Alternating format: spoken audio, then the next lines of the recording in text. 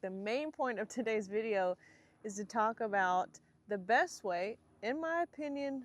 There's lots of ways to skin this cat. This is what I like to do, okay? The best way to start a new flower bed in preparation for either things that you can plant this fall, you can put things in it this fall, but it's very important, I think, to start the flower bed this fall so that the soil becomes prepped for big time planting next spring. And yeah, I got a shelter under my little hyacinth bean vine. Do y'all remember when we planted a clematis at the at the base of this? Okay, first of all, as soon as I planted it, it went into a full wilt. It was a 50% off clematis anyway, so it wasn't looking super good, but it just put on this most gorgeous flower. Look at this. Isn't that a stunner? I can bring that out into the sun a little bit. There we go. It's a beautiful dark pink. And there's a fruit. Where is it? There it is. Cute little fruit set after the bloom. A good example of the importance of site prep is right behind me, because this time last year, this was just Bermuda lawn. And if your goal is to remove lawn and put in more flowers and remove lawn and put in more flowers and remove lawn and put in more flowers until very sneakily you have no more lawn, that's my goal too. I'm trying to eliminate all the grass. It's boring.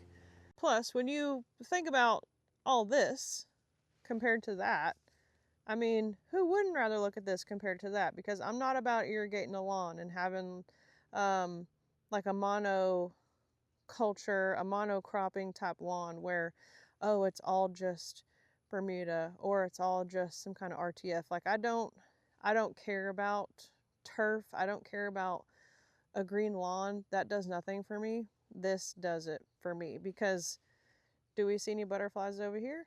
No. Are there butterflies over here? Heck yeah. I'm aware that there are some people that get a lot of enjoyment out of a really dark green healthy lawn. I'm just not one of them. I don't want to go outside and just look at a green lawn. I want to go outside and look at this. Look, let me try and just step really carefully through here. The crazy love is about to bloom again. Whoa. Look at her. Stunning. Do y'all see that?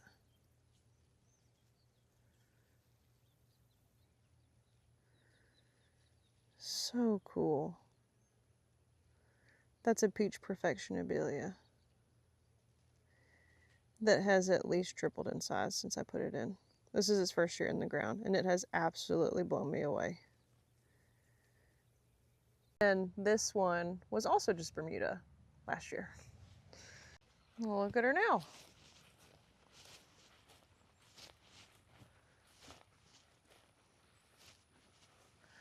Just full of life and so much more interesting. Obviously, we have some more space to plant here that we didn't get to fill in.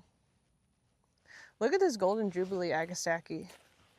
I hated it when I first started it from seed this winter, but it's actually really growing on me. I dig it. And if you're wanting to start a new flower bed this fall, here are the basic steps that we're gonna need to follow, in my opinion, for success next year, because we need to prep our site, right? First of all, you're gonna wanna get you a can of marking paint, of spray paint. Some people use a garden hose for this. Like, you can lay it out in the shape of the flower bed that you want so that you can get an eyeball for it. Or you can use marking paint. My only advice on that is go bigger than you think you're gonna want it. I already wish that that was much, much, much bigger. I'm gonna make it much bigger, but you're always gonna want more planting space. So mark it, but then give yourself several more feet. You want it to be deeper. Some of the most beautiful flower beds are very deep and full and lush, and there's room to work with lots of layering and height the bigger that your flower bed is. Secondly, let's talk about removing the grass that's there, right? There are several methods to do this. I am a die-hard, absolutely no weed cloth kind of person. You're not gonna wanna do it You are going to regret it, unless we're talking about a space where you know you're never going to plant something like the bottom of a greenhouse, a stepping stone, a pathway, or something like that, where you know you're never going to want to put a plant that you want to thrive. Don't use weed cloth. Just trust me. There is no such thing as a free lunch. Weed cloth is a great example of that.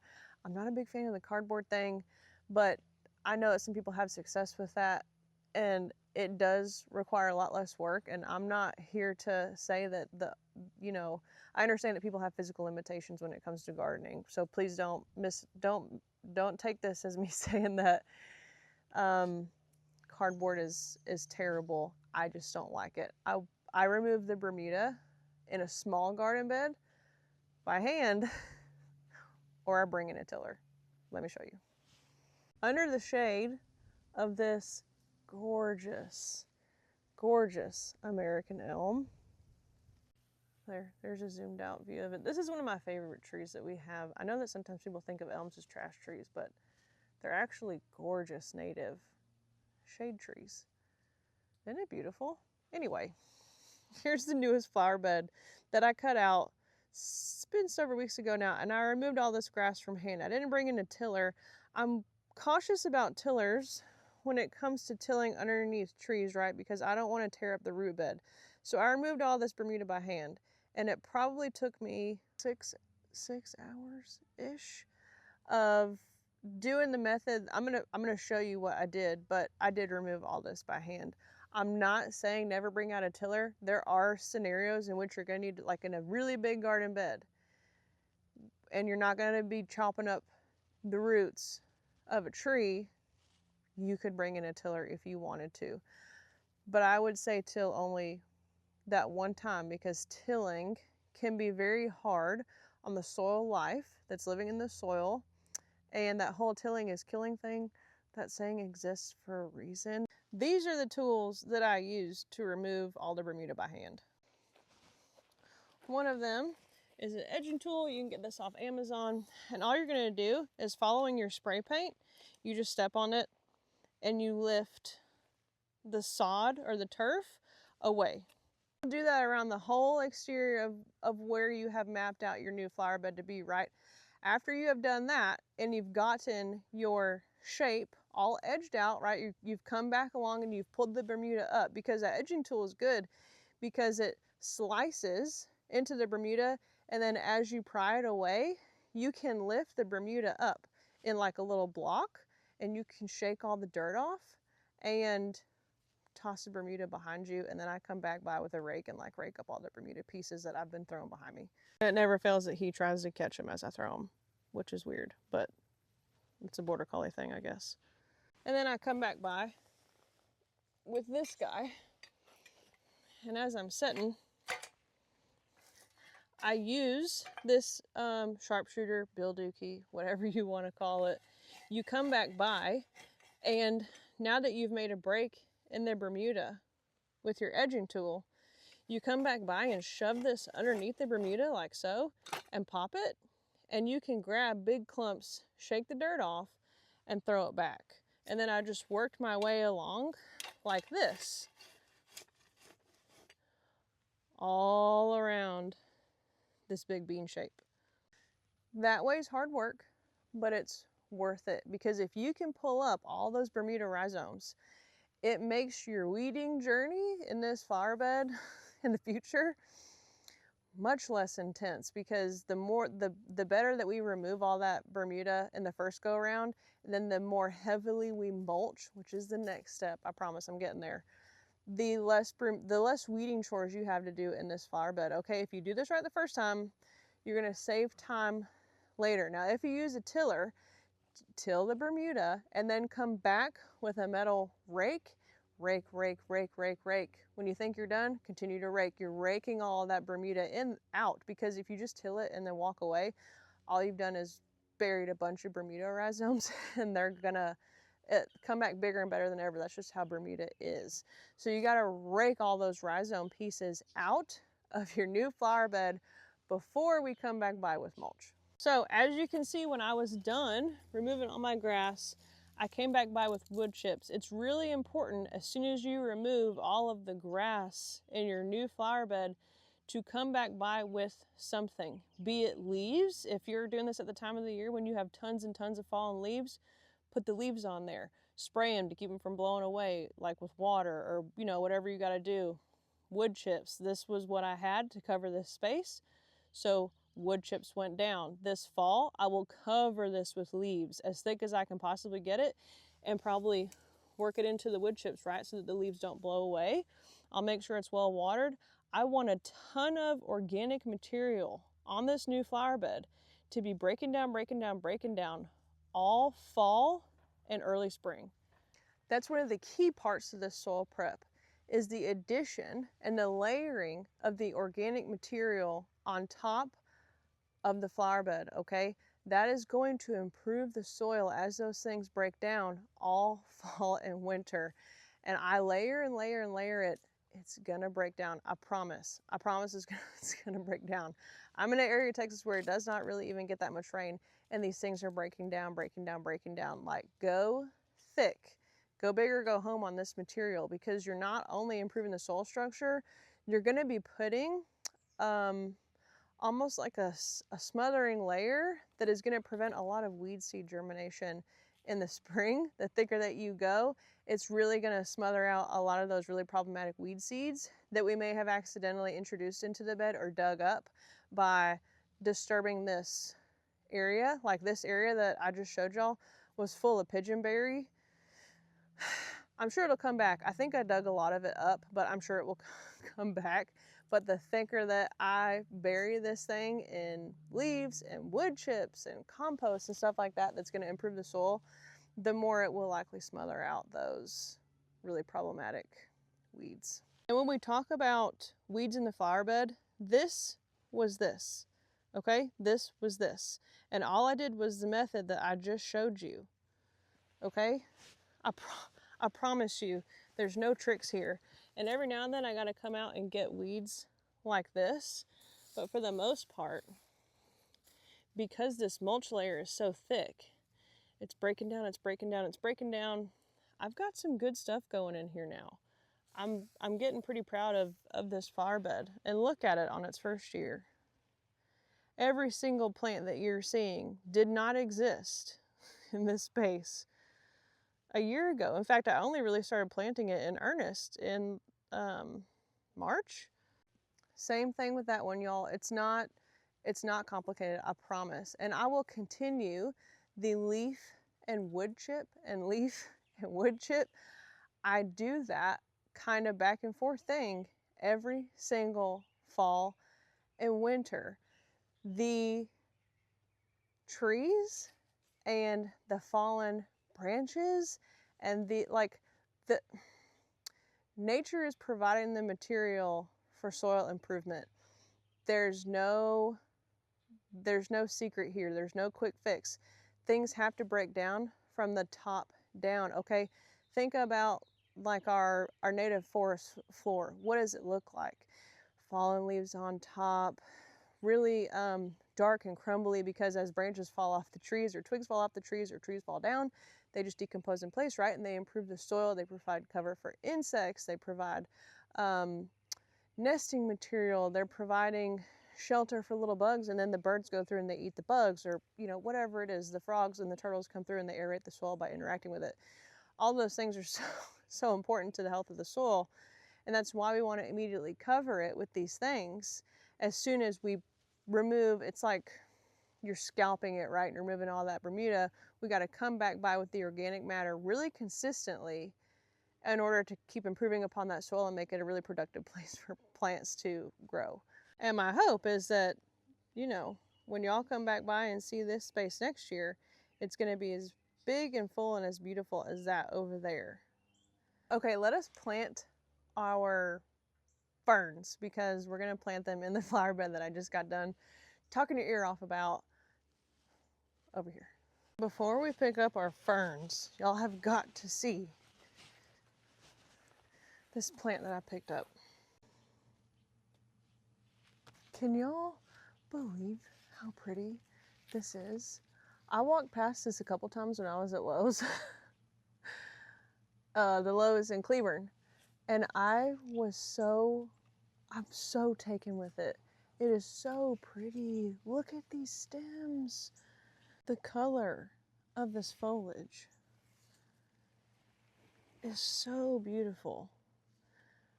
I just absolutely love it. And normally I don't go for colocasia. This is an elephant ear. Look at here. Royal Hawaiian Punch elephant ear. Hearted is zone 7. So for me, this will perennialize and come back year after year. Oh, I just love it. Where it will live for now is in some water. I've grown colocasia just in water in like a little water garden I used to have. Just set the pots down in the water. They really like that. But if you want to plant this, make sure that you put it in a really consistently wet area, because that's where it's going to really do the most. Do the best, rather. I'm going to grab my ferns and I'll meet y'all over at the flower bed so we can plant them. Okay. Holly ferns they get pretty big. Couple feet tall, couple feet wide, maybe even bigger if they're really well established. Really cold tolerant. They're hardy to like 0 degrees, and they're not one of our native ferns, but you know, that's okay. They were half off at Lowe's for a perennial for like, what would that be, $3? I'm on board. I'd like to keep this area pretty low because there's a bird feeder right here. I don't want things that are really high to where the birds don't feel like they can get a really good look at what's going on, because birds will stop visiting this feeder if the space around it gets really obscured by foliage, because birds want to eat where they know that it's going to be safe, and they don't necessarily want to be somewhere where they can't get a good view of potential dangers to them while they're eating. So I don't want anything that gets too big right here. I'm not going to be able to fit all these right here, because the further out that we go, out that way, the longer and more intense the sun exposure is. So I think this might be it. And then I'm just going to have to dot the rest of these ferns around. In my shady spaces, the rains have officially stopped, y'all. Or at least here, we haven't been getting any rain. That's hot. Okay. Whoa. I love this wand because you can turn the pressure down for how much water is coming out. That's really nice.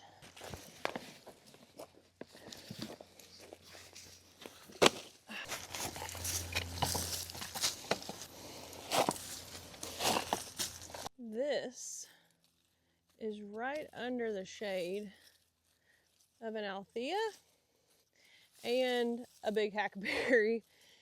And I'm laughing because I know that people think it really bizarre that we have a big hackberry as a shade tree. Hackberries are fine. They're just really prone to being kind of weak-wooded, and they seed like crazy. I'm sure that when I mentioned our elm earlier, a lot of y'all were like, yeah, it's a trash tree because it seeds everywhere. It does, but they're really, really easy to pull up by hand. And I know that Dutch elm disease was a problem for a lot of our native elms, but that one's obviously not affected at this time. It's quite an old tree. Never had a problem with it. I think it's gorgeous. And the seedlings are really easy to pull up. And once you've dealt with the reseeding habit of a hackberry and elm, doesn't really seem that problematic. And a lot of that has to do with the fact that the birds eat hackberry seed, which is part of the reason why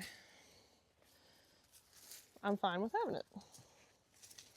Oh, speaking of the devil, there's one right now. I'm gonna take after the rest of these holly ferns and just kind of dot them around wherever there's part shade. That's not interesting, so I'm not gonna film it, but before I let y'all go from this video, look at my Pentas, because like a week ago, they were gorgeous, full of blooms, covered in butterflies. They have since been stripped, decimated if you will, but the problem is really cute. So let's go look at it. Okay, here we are at what once was a beautiful little patch of pink pentas. That's what they used to look like, and it just covered these plants, and swallowtails covered these plants, and they looked so beautiful. But hold on, where'd it go? I lose track of these things even when I put eyeballs on them. As soon as I look away, I stop seeing him. Oh, there he is, because he moved. Y'all might have seen him before me. Look at him.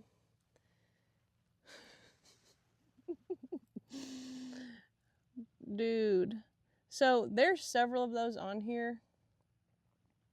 I might be able to find a couple more. They blend in so well. My eyeball has a hard time seeing them. There's another one. For the uninitiated, those are hornworms. They come in, there's a green one, and then there's that one. But both kinds of hornworms turn into a huge, beautiful moth. That one right there is a Tursa sphinx moth, a caterpillar. So that will eat until it's full. Those pentas are one of the plants that it loves to chew on before it starts transforming into its moth form. The moth form is absolutely stunningly beautiful. Once the birds really figure out what's going on over there, they might not make it. I will not interfere. I don't do that kind of thing. I think their moth form is so gorgeous. They're an extremely important pollinator group. That evening, nighttime pollinator is when sphinx moths come out. If you ever have the luck in your life to go out into your garden and just see sphinx moths everywhere at dusk, you would never touch one of those ever again, because they're so gorgeous. Those pentas cost me like $3 a piece back in April or whenever I bought them as annuals.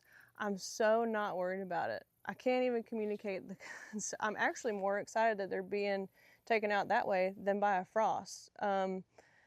It's cool. The plants are feeding things. That's cool. I'm pumped. And I can't wait to see their moth form, and I can't wait to see y'all in the next video. Thanks for watching. Have a great week.